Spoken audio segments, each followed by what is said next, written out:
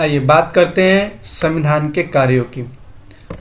संविधान के कार्य, यहाँ पे देखिए 4 कार्य जो हैं बहुत ज़्यादा इंपॉर्टेंट है। 4 कार्य जो है आपके बहुत ज़्यादा इंपॉर्टेंट है, इसके बारे में हम चर्चा करेंगे।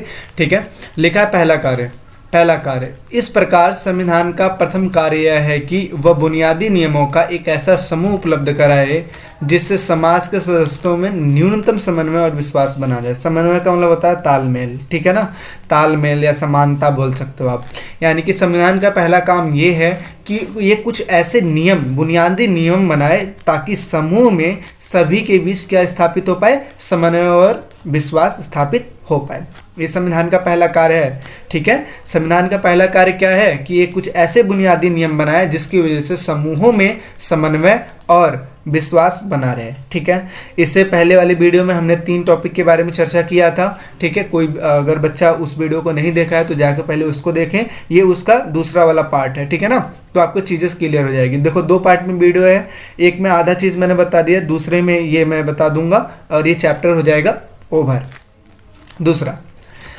द्वितीय कार्य, संविधान का दूसरा काम यह तय करना है कि समाज में फैसला लेने की शक्ति किसके पास है। यानी कि जो संविधान है, संविधान का दूसरा काम यह है कि वो इस चीज़ को डिसाइड करेगा कि समाज के लिए फैसला कौन लेगा। क्योंकि आपको पता है समाज में बहुत सारे लोग हैं, ठीक है, तो उसमें किस व्यक्ति को काम दिया गया है ताकि सभी लोगों के लिए वो फैसला ले पाए। ठीक है, तो ये तय करना है। आगे, संविधान यह भी निश्चित करता है कि सरकार का निर्माण कैसे हो, क्योंकि हमें पता है कि जो भी फैसला लिया जाता है वो गवर्नमेंट ही लेती है। ठीक है, जैसे मान लो कि कोरोना के टाइम पे ये जो महामारी है, इस टाइम पे जो फैसला केंद्र सरकार का जो फैसला लेती है वो प्रधानमंत्री तो लेते हैं। प्रधानमंत्री विचार विमर्श करते हैं, ठीक है, और उसके बाद क्या करते हैं, वो फैसला ले लेते हैं, ठीक, राष्ट्रपति के सलाह से।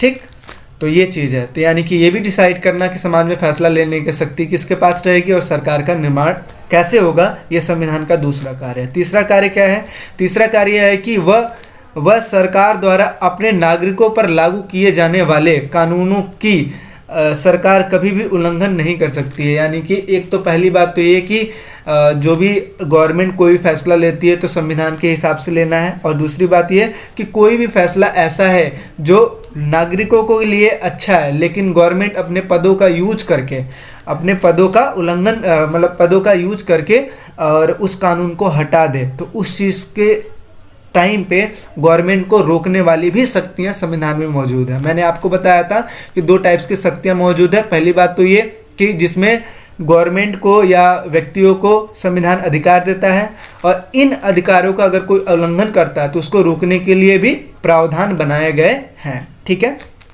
तो ये लिखा है कि तीसरा कार्य है कि वह सरकार द्वारा अपने नागरिकों पर लागू किए जाने वाले जो कानून है उसका उल्लंघन नहीं कर सकती। यानी कि सरकार उस चीज़ को हटा नहीं सकती है। अगर वो सही है तो सरकार अपने पदों का यूज करके उस चीज़ को हटा नहीं सकती है। ठीक है, लेकिन अगर अच्छा है तो गवर्नमेंट क्या करेगी, उस चीज़ को लागू करेगी, उस चीज़ का सपोर्ट करेगी। चौथा क्या लिखा है, संविधान का चौथा कार्य यह है कि वह सरकार को ऐसी क्षमता प्रदान करे, ऐसी शक्ति प्रदान करे जिसकी वजह से वो जनता की आकांक्षाओं को, जो भी उनकी जो सोच है उनको पूर्ण कर सके और जो समाज है एक न्यायपूर्ण समाज की स्थापना हेतु परिस्थितियों का निर्माण कर सके। ठीक है, तो ये चौथा कार्य है संविधान के। जो 4 कार्य बहुत ज़्यादा इंपॉर्टेंट है संविधान के हिसाब से। आगे, संविधान की प्रस्तावना, देखो यहाँ पे प्रस्तावना की मैं बात करता हूँ। आई होप ये जो पहला कार्य था ये आपको समझ में आ गया होगा।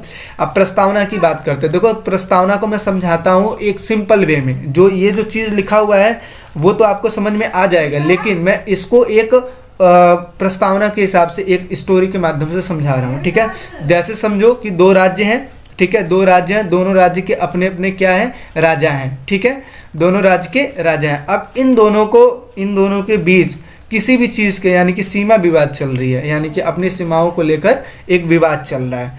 ठीक है, अब ऐसा लग रहा था कि इस राजा से युद्ध होकर रहेगा, इस राजा में युद्ध होकर रहेगा, लेकिन इन दोनों राजाओं ने ठंडे दिमाग से काम लिया और एक बैठक की, और इस बैठक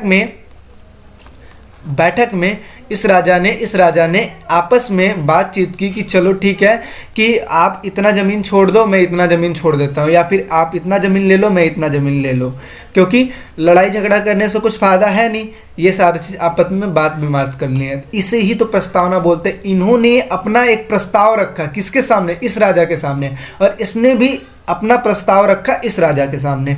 तो आपस में अगर बात बनती है कि चलो ठीक है, आधा आप ले लो, आधा मैं ले लो, लड़ाई झगड़ा करने से कुछ फ़ायदा है नहीं, खामखा नुकसान होगा, तो इन्होंने भी अपना प्रस्ताव रखा, इन्होंने भी अपना प्रस्ताव रखा, और दोनों राजाओं ने एक दूसरे का प्रस्ताव मान लिया, तो इसे ही प्रस्तावना बोलते हैं। तो ऐसे ही भारतीय जो संविधान आया था, तो सबसे पहले इसकी प्रस्तावना आई थी, जिसमें मुख्य मुख्य बातों पर, जैसे यहाँ पे मुख्य मुख्य चीज़ों को जिक्र किया गया था ना कि आप इतना ज़मीन ले लो, मैं इतना ले लेता हूँ, ऐसे ही संविधान की मुख्य मुख्य चीज़ों को प्रस्तावना में रखा गया था। जैसे क्या क्या चीज़?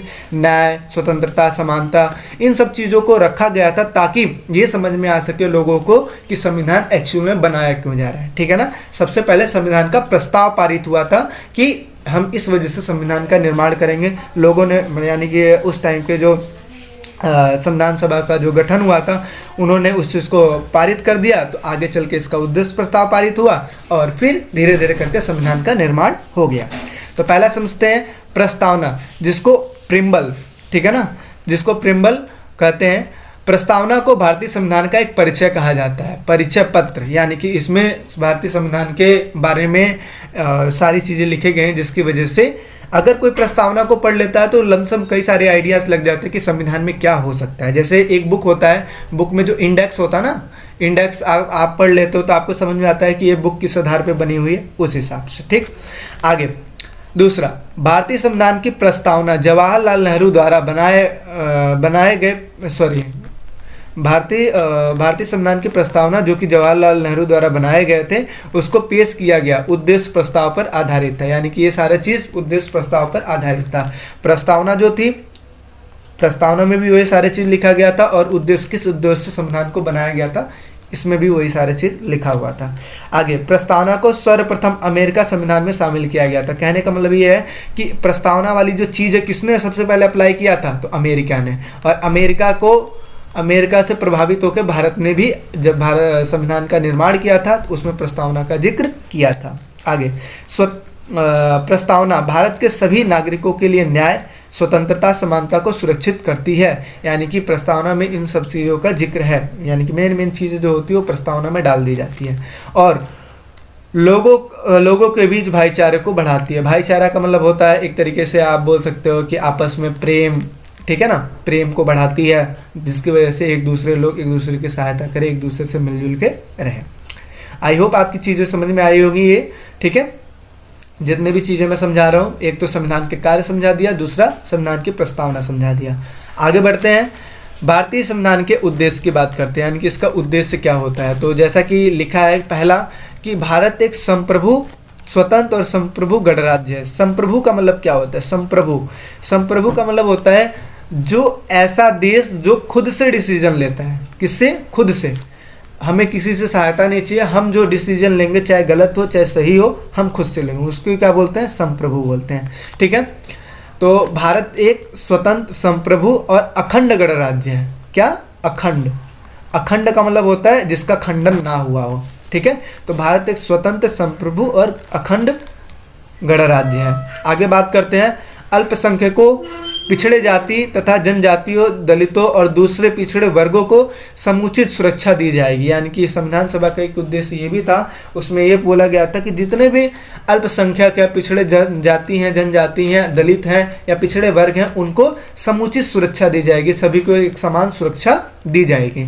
आगे, गणराज्य की क्षेत्रीय अखंडता, जो भी हमारा देश है उसकी क्षेत्रीय अखंडता, इसके अलावा क्षेत्रीय अखंडता को बरकरार किया जाएगा। और इसको बरकरार करेगा कौन? जल, थल, आकाश की जो सेनाएं होती वो चीज़, उस चीज़ को बनाए रखेंगे। ठीक है, और इसके अलावा इनके संप्रभु अधिकारों की रक्षा सभ्य राष्ट्रों के कानूनों और न्याय के अनुसार किया जाएगा। यानी कि जितनी भी डिसीजन ली जाएगी, चाहे वो जल, थल, आकाश, जितनी भी सेनाएं होती हैं या फिर कोई भी देश में कोई भी काम होगा, वो किसके अनुसार होगा? कानून और न्याय के अनुसार होगा, उस देश के कानून और न्याय के अनुसार होगा। ठीक है, आगे बात करते हैं। चौथा, विश्व शांति तथा मानव कल्याण के विकास हेतु देश स्वेच्छापूर्वक और पूर्ण सहयोग करेगा। यानी कि कहने का मतलब यह है कि अगर विश्व शांति की बात आएगी तो हमारा देश सामने आके खड़ा रहेगा, क्योंकि शांति बरकरार रहेगी। जहाँ पे शांति है वहीं पे अच्छे से विकास हो सकता है, जहाँ पे शांति नहीं है वहाँ पे अच्छे से विकास नहीं हो पाएगा। ठीक है, मानव कल्याण के लिए देश जो है स्वेच्छापूर्वक खुद की इच्छा के अनुसार पूर्ण सहयोग करेगा, यानी कि हमेशा सपोर्ट करेगा। आगे बात करते हैं कि भारत के सभी लोगों को सामाजिक, आर्थिक, राजनीतिक, न्याय, कानून के समक्ष समानता, प्रतिष्ठा तथा अवसर की समानता दी जाएगी। यानी कि भारत के जितने भी लोग हैं उनको आर्थिक, सामाजिक, राजनीतिक न्याय दिया जाएगा। कानून के समक्ष समानता, यानी कि सभी लोग कानून के नज़र में क्या है, बराबर हैं। उनको उनकी जो रेपुटेशन है उस चीज़ को बरकरार की जाएगी। और सबको क्या दिया जाएगा, अवसर दिया जाएगा, चाहे हिंदू, मुस्लिम, सिख, चाहे छोटे बड़े, अमीर गरीब, जितने भी लोग हैं सबको क्या किया जाएगा, समान अवसर दिए जाएंगे। आगे, संप्रभु स्वतंत्र भारत और इसके संविधान की तमाम शक्तियाँ और इनका स्रोत क्या माना जाता है, जनता। यानी कि जनता के द्वारा, जनता में ही सारी शक्तियाँ निहित हैं। सरकार बनेगी भी तो जनता के द्वारा, काम किसके लिए करेगी, जनता के द्वारा, और किस वजह से काम करेगी, जनता के लिए काम करेगी। तो जितनी भी चीज़ें होंगी वो किसके लिए होगी, जनता के लिए होगी। तो यानी कि जितनी भी शक्तियाँ हैं उनका स्रोत क्या है, जनता है। ठीक है, अब बात समझ में आ गई। तो ये जो चीज़ था ये उद्देश्य प्रस्ताव था। ठीक है, आई होप आपको चीज़ें समझ में आई होंगी और अक्सर एग्जाम में पूछता भी है। आगे, संविधान की आवश्यकता, यानी कि क्या आवश्यकता थी संविधान को बनाने की। तो हम स्टार्टिंग से ही पढ़ते आए संविधान की आवश्यकता क्यों है, मैंने कई सारे एग्जाम्पल का भी यूज किया था। ठीक है, अब समझते हैं क्या, देश को सुचारू रूप से चलाने के लिए संविधान की आवश्यकता पड़ती है। आई कोई दिक्कत नहीं होगी। आगे, यह स्पष्ट करता है कि, इस चीज़ को स्पष्ट करता है कि समाज में निर्णय लेने की शक्ति किसके पास होगी, यानी कि कौन सा ऐसा व्यक्ति है जो समाज के लिए निर्णय ले सकता है। आगे, संविधान यह भी तय करता है कि सरकार का निर्माण कैसा होगा, किस हिसाब से सरकार का निर्माण किया जाएगा। आगे, संविधान सरकार द्वारा अपने नागरिकों पर लागू किए जाने वाले कानूनों की सीमा तय करेंगे। यानी कि आपको पता है संविधान चाहे सरकार को शक्तियाँ दे, चाहे लोगों को शक्तियाँ दे, चाहे किसी को शक्तियाँ दे, राज्यों को शक्तियाँ दें, उस चीज़ का लिमिट तय कर देता है कि भाई देखो, इस चीज़, अगर ये चीज़ क्रॉस करोगे तो आपको लिमिट लगा दिया जाएगा, आपको ये चीज़ करने की परमिशन नहीं है। यानी कि जितनी भी शक्तियाँ दी जाएगी अगर वो आवश्यकता है तो ही यूज़ करो, अदरवाइज उसको यूज ना करो। ठीक है, तो उसकी एक लिमिटेशन तय कर देती है, चाहे वो सरकार हो चाहे लोग हो, सभी की एक सीमा तय होती है। आगे बात करते हैं। देखो, मोस्ट इम्पॉर्टेंट क्वेश्चन है, इसी को पूछा जाता है कि भारतीय संविधान में, जो भारत का संविधान बनाया गया था, किन देशों से कौन कौन से प्रावधान लिए गए थे। बहुत ज़्यादा इंपॉर्टेंट है। ठीक है, या फिर भारतीय संविधान को उधार का दस्तावेज क्यों बोला जाता है, वो इस वजह से बोला जाता है क्योंकि विभिन्न देशों के द्वारा, विभिन्न देशों के संविधानों से कुछ न कुछ पार्ट भारत का जो संविधान बनाया गया था उस टाइम पे लिया गया था। क्यों, देखो, भारत के लिए प्लस पॉइंट क्या है कि लोगों की जो अच्छाई है, जैसे आप स्टार्टिंग से सुनते आते हो कि कितना भी बुरा व्यक्ति हो लेकिन कुछ ना कुछ अच्छाइयाँ होती हैं, तो अच्छाई को आप एक्सेप्ट कर लो, जो बुराई है उसको छोड़ दो। ठीक है ना, तो भारत ने भी स्टार्टिंग से ऐसे किया कि जो अदर देशों के जो संविधान है उसकी अच्छाई को एक्सेप्ट कर लिया है और बुराई को छोड़ दिया है।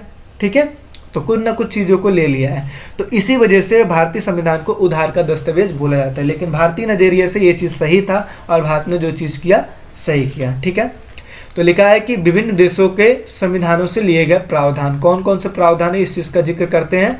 तो पहला लिखा है ब्रिटिश संविधान से क्या लिया गया था, अंग्रेजों के संविधान से क्या लिया गया था। तो पहला, सर्वाधिक मत के आधार पर चुनाव में जीत, यानी कि जिन लोगों को, जिन प्रतिनिधियों को सबसे ज़्यादा वोट मिलेगा उसी के आधार पर जीत का निर्णय किया जाएगा। जैसे कि आप देखते हो कि नेता खड़े होते हैं और जिसको सबसे ज़्यादा वोट मिलता है वही चुनाव में विजयी कहलाता है। आगे, सरकार का संसदीय स्वरूप, यानी कि संसदीय स्वरूप है, यानी कि सरकार बनाया किसके हिसाब से जाएगा, सदन के द्वारा।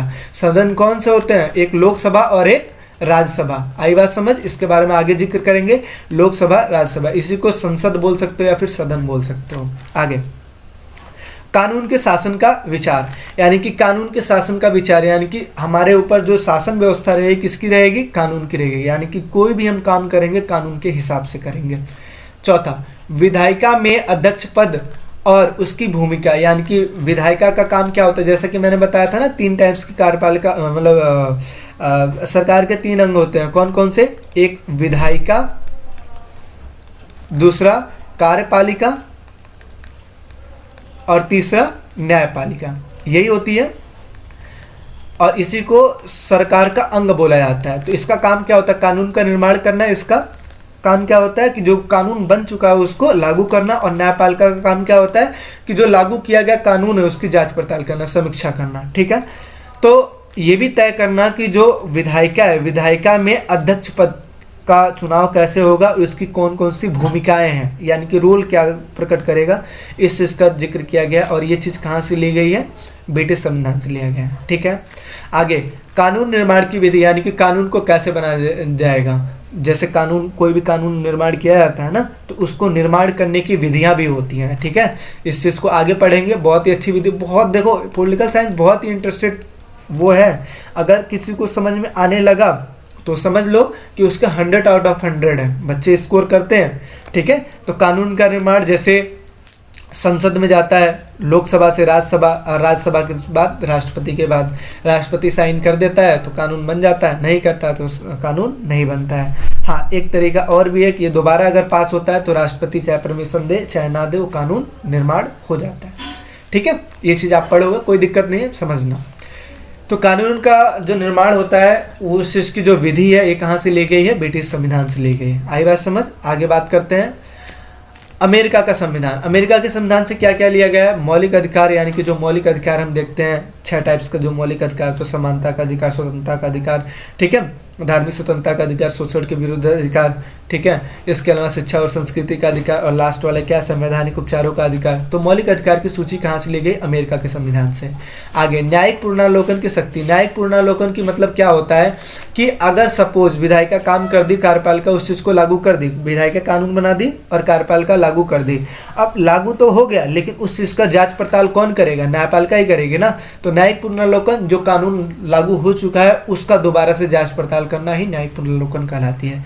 ये चीज़ प्रावधान कहाँ से लिया गया? अमेरिका के संविधान से लिया गया है। ठीक है, आगे आयरलैंड के संविधान से क्या लिया गया है? राज्य के नीति निर्देशक तत्व। देखो ये बेसिकली, जैसे हमें पता है कि जो मौलिक अधिकार है किसको दिया जाता है? लोगों को दिया जाता है। किसको? लोगों को। और राज्य के नीति निर्देशक सिद्धांत किसको दिए जाते हैं? राज्य को दिया जाता है। किसको? राज्य को, ताकि राज्य में वैकेंसी निकाल सके बच्चों के लिए, इसके अलावा सड़कों का निर्माण कर सके, और इसके अलावा लाइटें, बिजली के खंभे, पानी मुहैया करवाना, हॉस्पिटल, ये सारा चीज़, जितनी भी सारी चीज़ होती है राज्य के नीति निर्देशक सिद्धांतों के आधार पे होती है। आगे बात करते हैं फ्रांस का संविधान। फ्रांस के संविधान में क्या है? स्वतंत्रता, समानता और बंधुत्व का सिद्धांत कहाँ से लिया गया? फ्रांस के संविधान में, ताकि लोगों के बीच में समानता, स्वतंत्रता रह पाए, समानता रह पाए और बंधुत्व यानी कि भाईचारे की स्थापना हो पाए। आगे बात करते हैं, आगे देखते हैं क्या लिखा है हमारा। फ्रांस का संविधान हो गया। कनाडा के संविधान से, कनाडा का संविधान क्या है? कनाडा के संविधान से क्या लिया है? सशक्त केंद्रीय सरकार वाली संगठनात्मक व्यवस्था। जैसा कि हमें पता है कि हमारा जो देश है वो कई सारे हिस्सों में डिवाइड है, जैसे राज्यों में डिवाइड है। ठीक है, कई सारे राज्यों में डिवाइड है। उन 28 राज्यों में डिवाइड है, पहले 29 था, अब 28 हो गया, और 9 केंद्र शासित प्रदेश है। ठीक है, इसमें डिवाइड है। अब आपको पता है कि अन्य अन्य राज्यों के लिए क्या बनाया गया है? इसको बोलते हैं, राज्य के लिए क्या बनाया गया है? मुख्यमंत्री होते हैं। जैसे एक देश के लिए प्रधानमंत्री होते हैं, वैसे ही एक राज्य के लिए मुख्यमंत्री का नियुक्त किया गया है, ताकि चीज़ें किया जा सके। लेकिन इसके बावजूद भी अगर केंद्र सरकार अपने ऊपर आ जाए तो जो राज्यों की जो डिसीजन लेने के, जैसे देखते हो कि देश अगर संकट में आ जाता है और किसी राज्य की कानून व्यवस्था अगर भंग हो जाती है, तो उस टाइम पे जो केंद्र सरकार होती है उस राज्य को अपने अंडर ले लेती है, और जो भी कानून व्यवस्था, जिसको बोलते हैं ना राष्ट्रपति का शासन चल रहा है ना, तो वो चीज़ है। तो इसमें क्या लिखा है? सशक्त केंद्रीय सरकार वाली संगठनात्मक व्यवस्था है, यानी कि ये जो हमारा जो देश बना हुआ है वो एक संगठनात्मक व्यवस्था है, जहाँ पे विभिन्न हिस्सों में डिवाइड तो है, लेकिन सारी शक्तियाँ किसके पास है? केंद्र के पास है। ठीक है, तो ये व्यवस्था कहाँ से ली गई? कनाडा से ली गई है। देखो चीज़ों को याद करना ताकि आपको चीज़ें समझ में आ जाए। आगे अवशिष्ट शक्तियों का सिद्धांत, ये कहाँ से लिया गया? कनाडा से लिया गया। अब अवशिष्ट शक्तियाँ क्या होती हैं? जैसे हमें पता है कि जो हमारा कानून है, कानून को 3 चीज़ों में डिवाइड किया गया है। ठीक है, कानून को, जैसे एक केंद्र के पास होता है कानून बनाने की शक्ति, एक होता है राज्य के पास, और एक होता है समवर्ती सूची। एक केंद्र सूची, राज्य सूची और समवर्ती सूची। और इसी में कानून बनाया जाता है। केंद्र सूची यानी कि देश के लिए कानून बनाया होगा, कौन बनाएगा? वो केंद्र बनाएगी। राज्य के लिए कानून बनाया जाएगा तो कौन बनाएगी? राज्य बनाएगी। और समवर्ती सूची वो सूची होती है जिसमें केंद्र सरकार और राज्य सरकार मिलके काम करती है, मिलके कानून बनाती है, उसी क्या बोलते हैं? समवर्ती सूची बोलते हैं। लेकिन इसके बावजूद एक और सूची होती है जिसको बोलते हैं अवशिष्ट, ठीक है, अवशिष्ट शक्तियों का प्रावधान। तो अवशिष्ट जो शक्तियाँ होती है उस पर कानून बनाने का जो अधिकार होता है वो किसका होता है? केंद्र का होता है, ठीक है। जैसे साइबर कानून हो गया, ठीक है, नई नई जो कानूनें बनाई जाती हैं वो किसके हिसाब से बनाई जाएंगी? केंद्र के हिसाब से बनाई जाएगी। तो ये अवशिष्ट शक्तियों का प्रावधान, ठीक है। इसके अलावा अवशिष्ट शक्तियों को कैसे आप याद कर सकते हो कि वो कानून, वो शक्तियाँ जो केंद्र सरकार के पास भी ना हो, राज्य सरकार के पास भी ना, नहीं, वो शक्तियाँ जिसका जिक्र केंद्र सरकार की सूची में ना हो, कि राज्य सरकार की सूची में ना हो और समवर्ती सूची में ना हो, वो उसको ही क्या बोलते हैं? अवशिष्ट शक्तियाँ बोलते हैं, जो कि अवशिष्ट केंद्र की सूची में स्थापित होती है, ठीक है।